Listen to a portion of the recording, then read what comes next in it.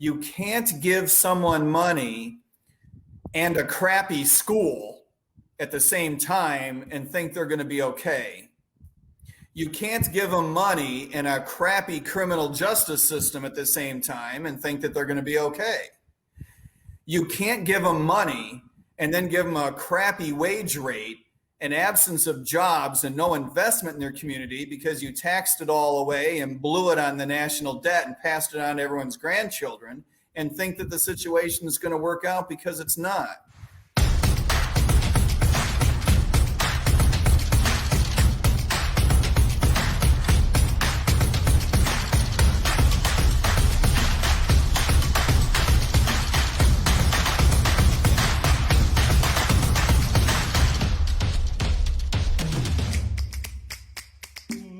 You guys talk about what happens, maybe we'll disagree and maybe we will.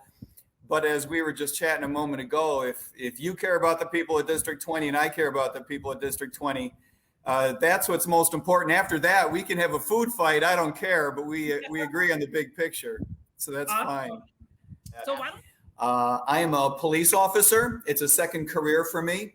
I've been on patrol for the past 11 years. I work for the city of Hallandale, which is, most of your listeners probably know, is at the southern end of Broward County. It's an extremely diverse community, which makes it exciting and interesting and educational all at the same time. It is a second career for me. I worked as an economist for many years. Before becoming a police officer. I worked for the federal government for a couple different agencies, a couple multilateral agencies, had my own business educating bankers, worked for the White House a couple of years, taught at Nova and at Barry and George Washington University in Washington, D.C. So, kind of a little bit of a diverse background, but a lot of things that led to the decision to jump into this race.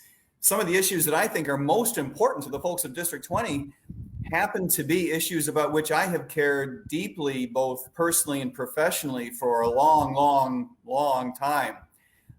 One of them being police reform. As a police officer myself, I'm very aware there's a lot of things that we can do differently, that we can do better. I truly believe that our problem is what I would call this persistent intergenerational poverty. We just have far too many folks, especially in urban areas, who are finding it difficult to get out of poverty, right? In the rest of our economy, we see all kinds of mobility. Rich people become middle class become rich. It goes all mixed up from time to time. But at the bottom rung of the ladder, it's very difficult to escape poverty for a number of reasons. I think we have a lot of bad public policy in place, things I'd like to change. So you asked about libertarianism generally. It is what it sort of sounds like. We take very seriously people's liberty. We think that the most important thing that a government can do is protect your liberty, to protect your rights as an individual. And that means things ranging from keeping you safe as a police officer. I think it's sort of my job to protect your rights, right?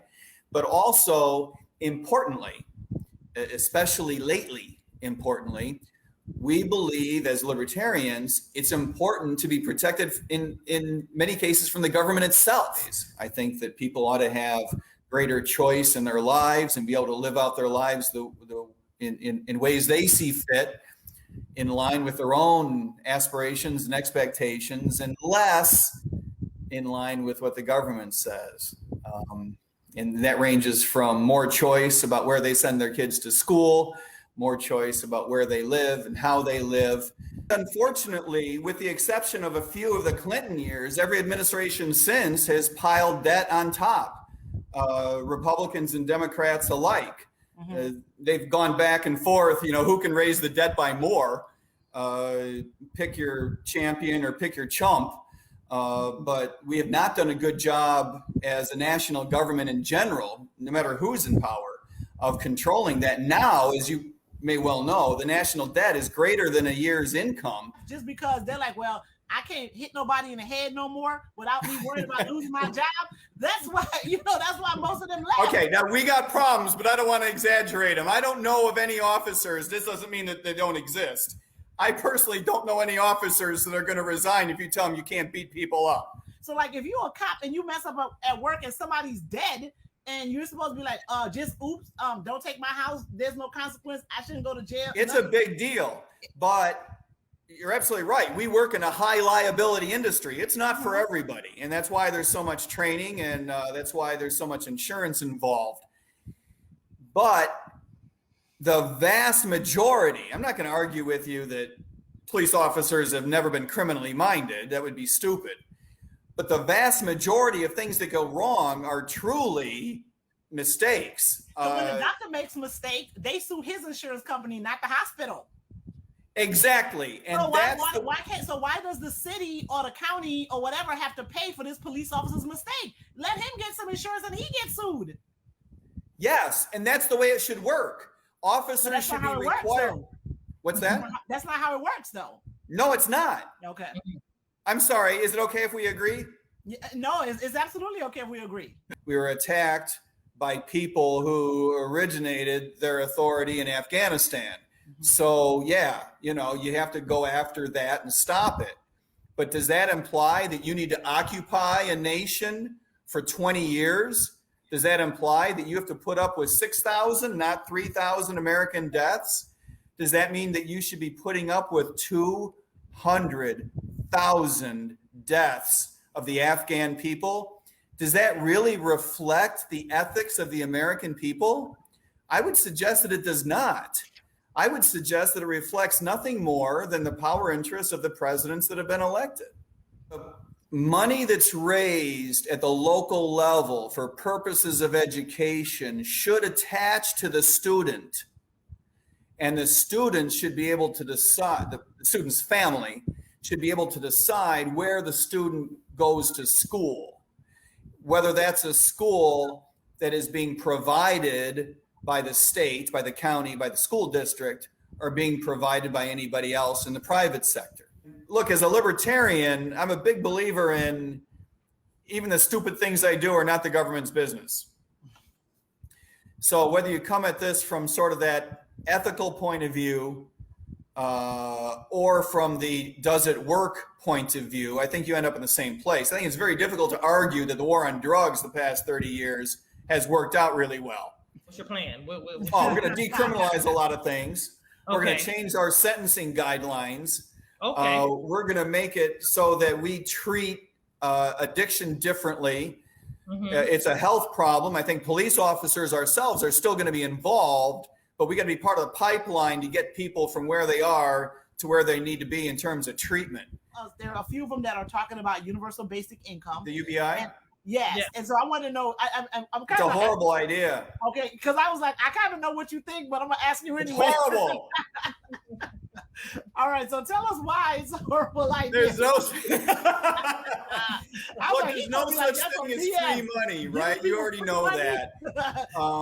So if he's not in the free education, he's definitely not about to let them get. No, I'm not buying that either.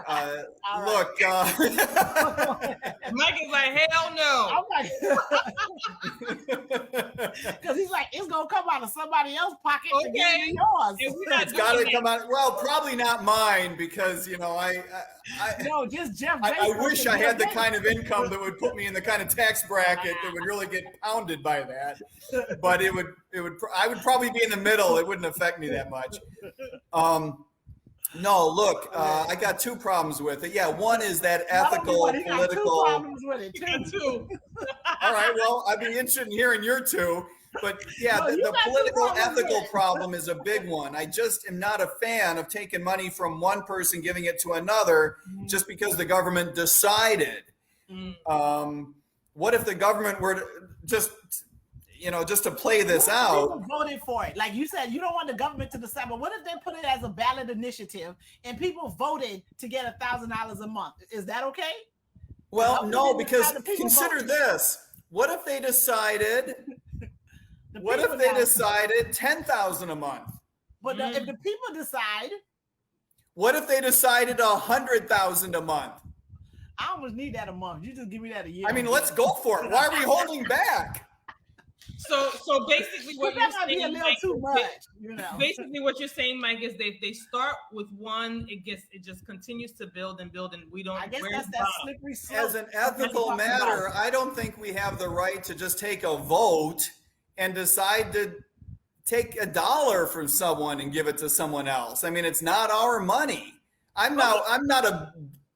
don't care about rich people. I mean, I'm not a fan of Jeff Bezos, but I don't think that gives me the right to just get people together, take a vote, and take his money. I need $12,000 a year from you, Jeff Bezos. Well, maybe you should write him a letter and just ask him. Just be more direct about it. I mean, you seem like a nice person. You've got a couple of kids. You got to pay for college. Send him a letter. So I'm gonna send him a letter because I need me some flow. But let me ask you something, Mike. So he only said one. What's the second problem? The second problem is that it doesn't work. You can't give someone money and a crappy school at the same time and think they're going to be okay. You can't give them money and a crappy criminal justice system at the same time and think that they're going to be okay.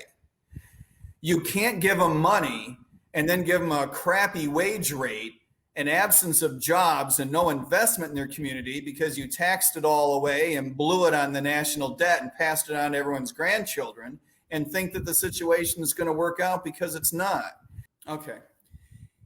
If some woman decides to open a Dunkin' Donuts on your street and she finds some other young man who wants to work for her and they come to an agreement, he's going to work for her a certain number of hours and do a certain task, and then she's agreed to pay him $13 an hour.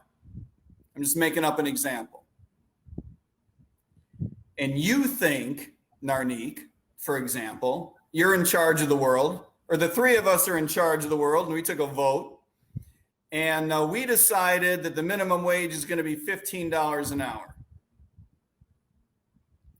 What are you going to tell those two people is the reason why you're smarter than they are?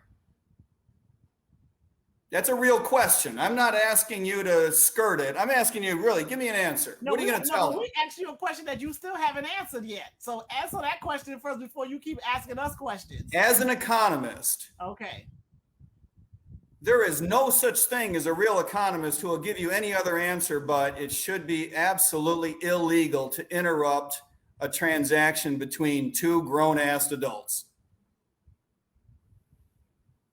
Okay. That free markets work, they can make our lives better, that if we put a focus on liberty and individual rights, we can improve our economic situations and let people live their lives as they see fit. And I do believe that bad public policy is the big reason why we're having a darn hard time beating intergenerational poverty. Like no minimum wage, no public school, none should be free. It's all about business. I mean, I guess we don't want the government telling us what to do. I don't know. I'm not in that headspace yet. I can't, and I don't know if I've been brainwashed or like I'm drinking the two-party system Kool-Aid. I don't know what it is, but I'm not in that place where I think there shouldn't be a national minimum wage, that the federal government shouldn't make certain decisions about particular issues, right? And let me just I'm gonna give an example, because when he was talking, I'm just like, that whole just letting people do what they want to do, how they want to do it, it's really difficult. He wants to go there to basically tell them big government stay out of people's life. I don't like you. I don't think I'm there yet in my mindset. I'm not. I know I ain't there yet. I mean, it was a great conversation. I understand. I can appreciate what he's saying. Yeah, votes away from who? A Republican or a Democrat? I think he would take away from the Democrats, not the Republicans. And that was a great conversation. I'm telling you, like I'm here for it. I had a really good conversation. Thank you, Mr. Mike Tomat, for talking. Yes, to us. we did. Yeah, that was good. We had a great conversation. No, that was a good conversation. Yeah, we agreed to disagree. But it was a good conversation. But we didn't even argue. We were just like cool. It was. He said he was kind of getting a little testy. He said, "I'll wait. I ain't gonna interrupt you." Because I Well, guess well, I well, interrupted him a few times, and he was like, well, "Okay, I will wait." his defense, co-host, you did interrupt. I His did. sense of issues. He had a good sense of issues. Yeah, no, yeah, He definitely. understood some things, and I think that some of his things can work if applied. But overall, I mean, he's a libertarian.